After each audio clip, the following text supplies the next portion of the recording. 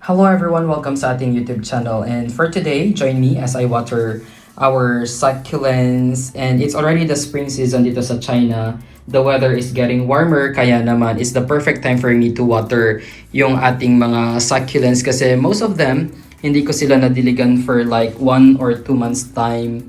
And dahil doon, talagang dehydrated na yung iba nating mga succulents. So, last winter talagang it's not really the growing season of most of our succulents kaya I stopped watering them. All of them actually survive. Okay naman sila. And in fact, because hindi ko nga sila nadiligan, may kita talaga natin yung kanilang stress na color. Ayan. So, hindi kasi, kumbaga ano na almost pa sunset na kaya hindi natin masyadong makita yung color nila. Pero, they actually look very nice. Ayan o, yung mga colors ng ating mga succulents. Kitang-kita sila kasi hindi nga natin sila nadiligan for a couple of months. Kaya isa rin yun, na-stress yung ating mga succulents, giving us this colorful na leaf. And of course, in addition, dahil nga hindi natin sila nadiligan, isa sa mga signs na unang-una ninyo makikita, visible signs na makikita ninyo sa inyong mga succulents, na kailangan na natin talaga silang diligan is ito. Ayan. So obviously, they will be having these wrinkled leaves. Ayan. So as you can see, may mga wrinkled leaves na yung ating mga succulents.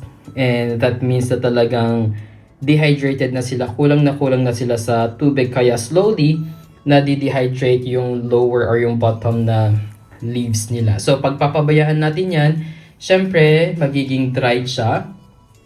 It will eventually dry. For example, dito sa ating lawi. Ayan o. So, yung pinaka-bottom na leaves niya, talagang super dry na.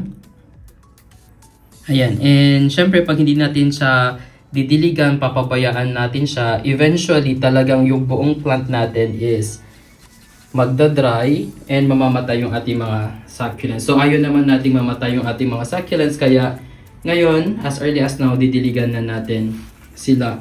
Another thing or another visible sign na makikita ninyo sa inyong mga succulents, if need na silang diligan, is parang ganito. Tignan niyo. Parang nag-start ng mag-close yung kanyang rosette. Usually kasi pag bagong dilig or well-hydrated yung ating mga succulents, talagang naka-open sila. Nakabukas sila na parang ganito.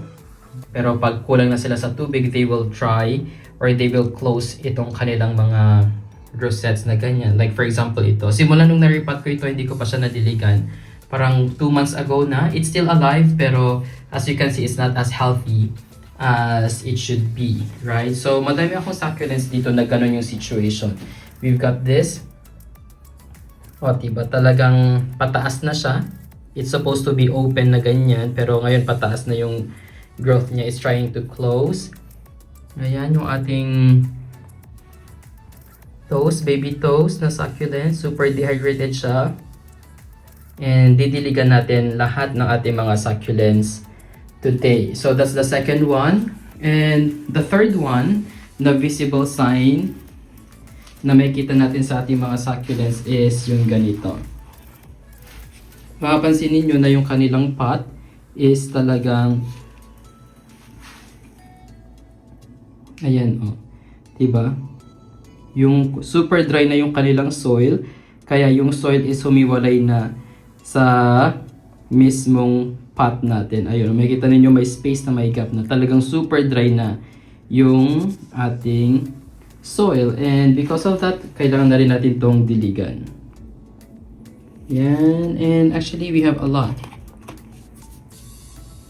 dito. So, isa-isahin natin silang diligan. And if you're wondering kung paano ako magdilig, dito nga sa setup ko is hindi ko sila or hindi ako nagdidilig dito.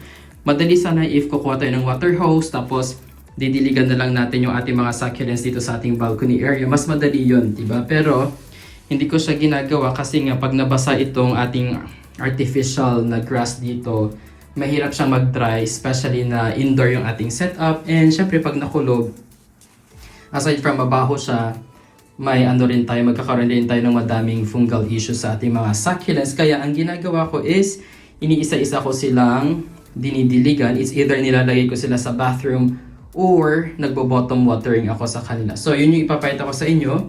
So sobrang matrabaho talaga yung way ng pag-water natin kasi literal iniisa-isa nating bino-bottom watering yung ating mga succulents. Hindi lang talaga siya bottom watering, talagang nilulublob ko sila sa tubig. So for example, we've got here itong ating baby toes na succulents. So what I do is talagang nilulubog ko sila.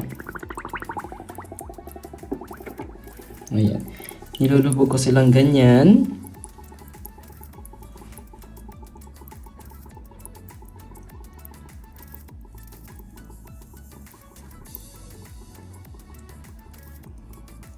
Diba? So, usually, iniiwan ko lang sila dito for about 1 hour, ganyan. Before, nag-overnight ako sa kanila. Pero, napansin ko pag nasobrahan talaga tayo ng pag-water sa kanila, even yung paglubog sa kanila sa tubig, talagang there is a big chance na mamamatay yung ating mga succulents because of overwatering. Kaya, 1 hour lang, after 1 hour, inaahon ko na sila. And then, ibang batch naman yung nilalagay ko doon. So, I will be doing it batch per batch. Unahin ko muna yung mga maliliit nating mga succulents. And if you're gonna be doing yung bottom watering, it's very important for you to add mga top dressing na ganito. Ayan. Just to make sure na hindi mag-float yung mga potting mix and perlite na nakahalo sa inyong mga succulents. Especially yung perlite kasi sobrang lightweight nun. Ayan, yung white na yan, nakikita nyo dyan. That's actually perlite and that's very lightweight. Pag hindi tayo naglagay ng top dressing, talagang lulutang siya. And yun yung ina-avoid natin. So, itong ating Beyonce, for the first time, ilulubog din natin siya. Ayan, slowly lang dapat yung paglubog natin. Ayan.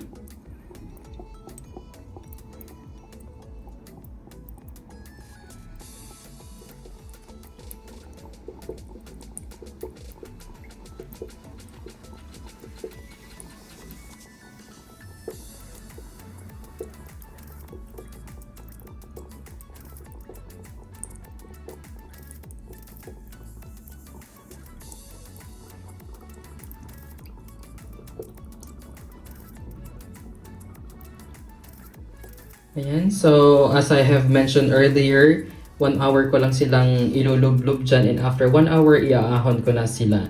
And then, next batch naman yung didiligan natin. So, ganun talaga, sobrang matrabaho yung way of watering natin ngayon. Pero, konti lang naman yung ating mga succulents, kaya okay na din. And, pag nagwa-water naman ako sa aking mga succulents, parang once a month lang naman. So, hindi naman siya every week na kailangan kong gawin. So, I think that's all. Thank you guys for watching. Don't forget to like and subscribe to our YouTube channel. You may also visit our Facebook page at Desert Succulent PH.